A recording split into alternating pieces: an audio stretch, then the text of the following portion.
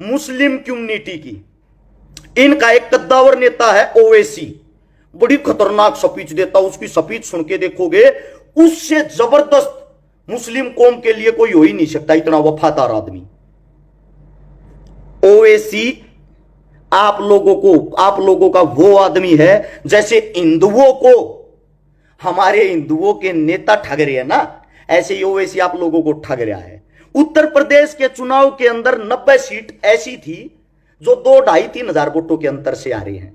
ओवैसी भाजपा की वो B team है जो जहां भी जाएगा मुस्लिमों का हितैषी बन जाएगा। उसने सेम काम किया उत्तर प्रदेश के अंदर, मुस्लिमों का हितैषी बन गया। हितैषी बनकर बयानबाजी देकर मुस्लिम वोट जो भाजपा के एंटी हैं वो कांग्रेस के पास जानी थी या वो इनका जो गठबंधन था उसके पास जानी थी, वहां जान नहीं दी, वहां वोट नहीं जान दी। ये बोला मेरे को दो, मैं तुम्हारा मुसलमान भाई हूं, और वे लेकर वोट हर सीट पर 8-10 हजार वोट लेकर बीजेपी को जितवा के और इनको करके वेल्डन सर, आपका काम मैंने कर दिया, अगली तैयारी करता हूं। अब राजपूत के यहां राजस्थान के अंदर घुसा हुआ है, यहां मुस्लिमों को बड़ा चढ़ाकर स्पीच दे रहा है और यहां से फिर भाजपा का काम करवा कर निकल जाएगा। यह है आपका ओवैसी। मेरे को एक जगह बता दो, एक मुसलमान साथी बता दो जिसके घर आके ओवैसी ने उसके दुख में काम किया हो। तो आज तक किसी भी मुस्लिम ने कहीं भी ना तो अपमानित किया, ना पीटा, ना काटा। ऐसा क्यों? वहां जब जो भाई जाते हैं दंगा करने के लिए और सरकार उनको खुली छूट देती है, हद की बात यार। इससे ज्यादा मैं आप सभी साथियों से यह पूछना चाहता हूं, दंगे के अंदर जो पुलिस मारी गई उसका क्या दोष है? चुनौती देकर किसी के घर के बाहर जाते हो, दंगा होना तो लाजमी था। उसके बाद फिर भी हमारी जो सरकार है भाजपा, हिंदुओं की सरकार जिसको बोला जाता है, क्या उसको पहले से ही कार्रवाई नहीं करनी चाहिए थी? वहां अफसर अधिकारी खड़े होकर चारों तरफ से इस चीज को निकलवाते। नू के अंदर, मेवात के अंदर, हाल फिलहाल गुरुग्राम के अंदर 2 होमगार्ड मारे गए, 4 आम आदमी मारे गए, जिसके अंदर तय एक मौलवी भी मारा गया, कई गाड़ियां जला दी गई, दर्जनों पुलिस वाले घायल हो गए। गौर से सुनना एक बात को, दर्जनों पुलिस वाले घायल हो गए। अब इसकी हकीकत क्या है? हिंदू मुसलमान हिंदुस्तान का सबसे बड़ा मुद्दा है जिसके ऊपर खुल के कोई नहीं बोलना चाहता, क्योंकि सबको अपना वोट बैंक बढ़ाना है। इनके ऊपर बोल के अपना वोट बैंक कोई नहीं बांटना चाहता, कोई नहीं तोड़ना चाहता। लेकिन मेरे को किसी पार्टी के कार्यकर्ता या किसी भी पार्टी का मैं वर्कर नहीं हूं, मेरी कोई वोट नहीं टूटती। मैं एक आजाद हिंदुस्तान का आजाद नागरिक हूं। मैं आज आप लोगों को वो हकीकत बताता हूं, मैं गारंटी देता हूं, हिंदू और मुसलमान अगर गौर से इन बातों को सुन लेगा, तुम्हारे कानों के अंदर से कीड़े निकल निकल के बाहर आएंगे। पहली बात तो करते नू मेवात में दंगों की।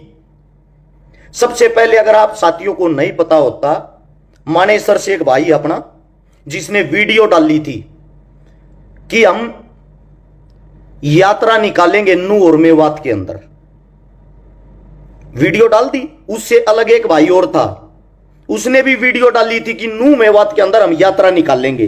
2 भाइयों ने वीडियो डाल दी। और जो मानेसर से जो भाई है हमारा, उसके खिलाफ राजस्थान पुलिस जो भरतपुर है वहां पे 2 हत्याओं में उसका भाई का पहले नाम उछलिया था, आया था नहीं था। वो प्रशासन का काम है, मेरा तो है नहीं। हकीकत की बात करांगे, एक भी बात झूठी नहीं होगी।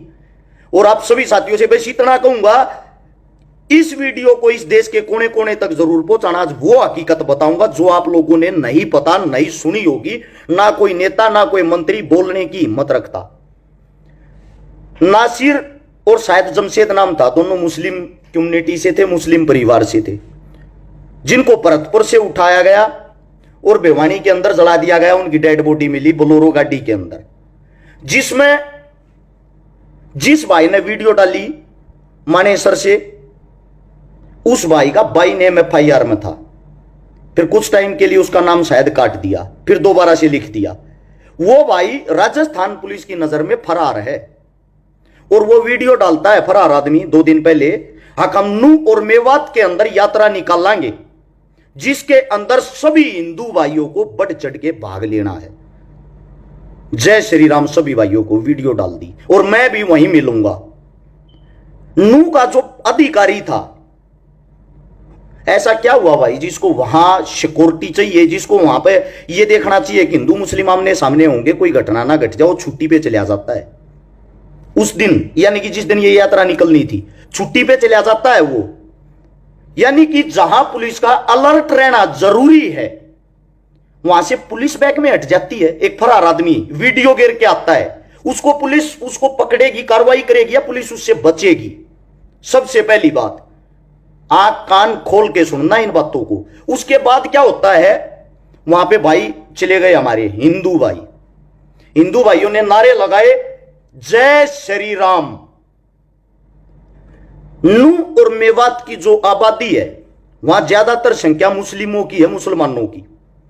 सबसे पहली बात भाई जो दंगे के ऊपर बात बताता हूं, अरस छिकारा के घर के बाहर आकर और मेरे घर के बाहर आकर को मेरे से अलग धर्म या जाति का जो बार बार मेरे को टारगेट करता है, मेरे को दुश्मन मानता है, मेरे घर के बाहर आकर अगर वो चीखेगा चिल्लाओगा, चाहे वो अपने भगवान का नाम लेता हो, चाहे वो अच्छा काम करने के लिए आया हो, अगर वो चुनौती देखा होगा, मेरे को पहले एक बात बताना, उसके गले में आप हार डालोगे क्या?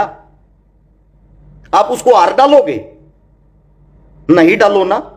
आप चुनौती देकर किसी के घर के बाहर जाते हो, दंगा होना तो लाजमी था। उसके बाद फिर भी हमारी जो सरकार है भाजपा, हिंदुओं की सरकार जिसको बोला जाता है, क्या उसको पहले से ही कार्रवाई नहीं करनी चाहिए थी?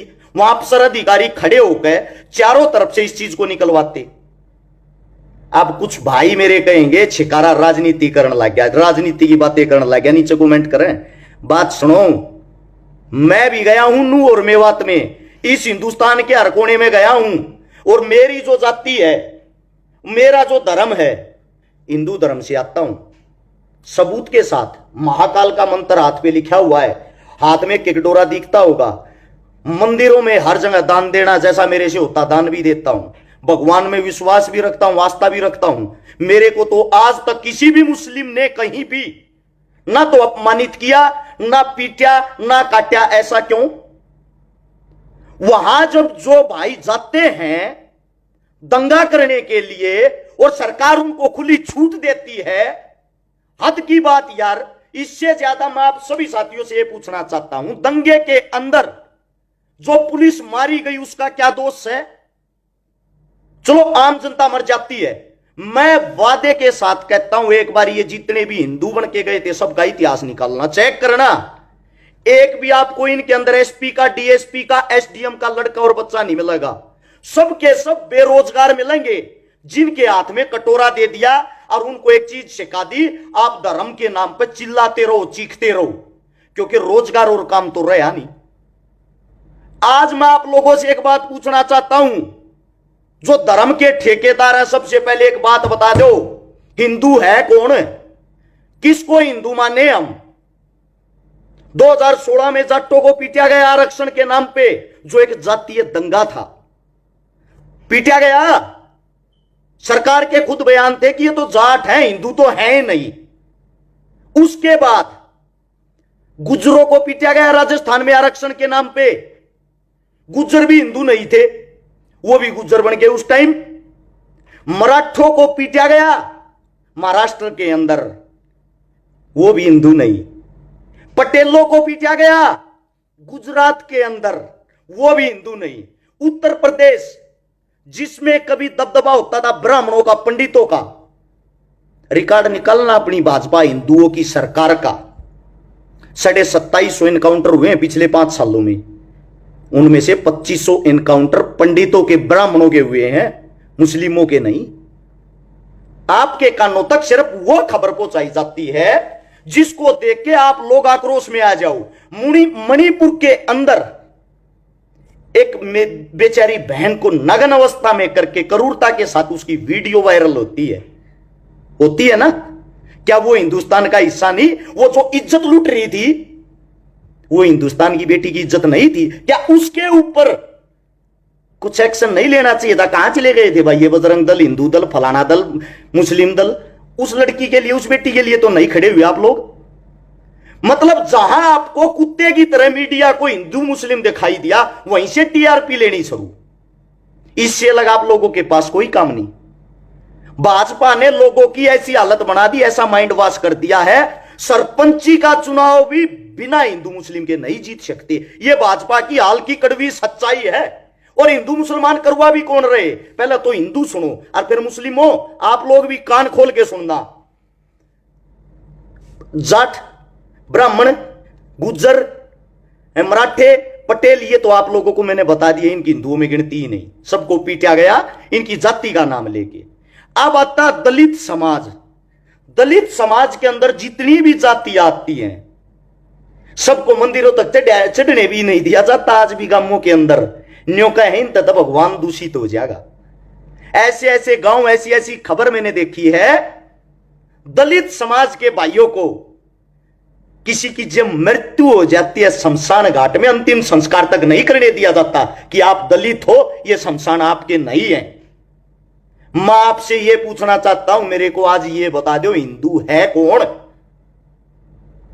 गुज्जर हिंदुओं के अंदर भी हैं, मुसलमानों के अंदर भी है। राजपूत हिंदुओं के अंदर भी हैं, मुसलमानों के अंदर भी हैं। और जो चिल्ला चिल्ला के ये कहते हैं, मैंने एक राजपूत नेता का वीडियो सुना था जो कह रहा था हमारा खून एक है, हम सब भाई भाई हैं, चाहे वो मुस्लिम राजपूत हो चाहे वो हिंदू राजपूत हो। मैं उसकी बात से बड़ा सहमत हुआ, लेकिन एक हो कहां पे? ये जगह तो बता दो। या ये सिर्फ चुनाव के टाइम पे बयानबाजी के काम आते हैं, ये भाषण, ये स्पीच? ये तो है हिंदू जो आप लोगों को बता दिए, वोट के नाम पे सब हिंदू, वरना पिटते रहो वैसे ही। अब बात आती है भाई मुस्लिम कम्युनिटी की।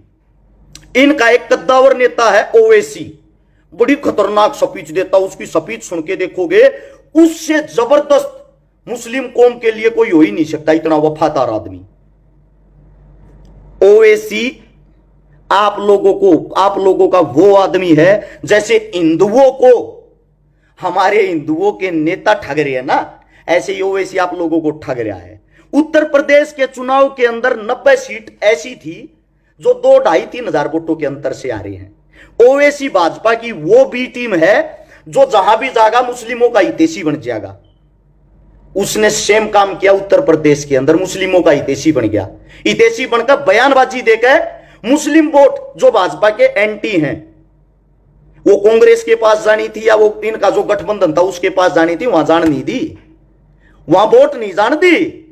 ये बोला मेरे को दो, मैं तुम्हारा मुसलमान भाई हूं, और वे लेकर वोट हर सीट पर 8-10 हजार वोट लेकर बीजेपी को जितवा कर और इनको करके वेल्डन सर, आपका काम मैंने कर दिया, अगली तैयारी करता हूं। अब राजपूत के यहां राजस्थान के अंदर घुसा हुआ है, यहां मुस्लिमों को बड़ा चढ़ाकर स्पीच दे रहा है और यहां से फिर भाजपा का काम करवा कर निकल जाएगा। यह है आपका ओवैसी। मेरे को एक जगह बता दो, एक मुसलमान साथी बता दो जिसके घर आके ओवैसी ने उसके दुख में काम किया हो।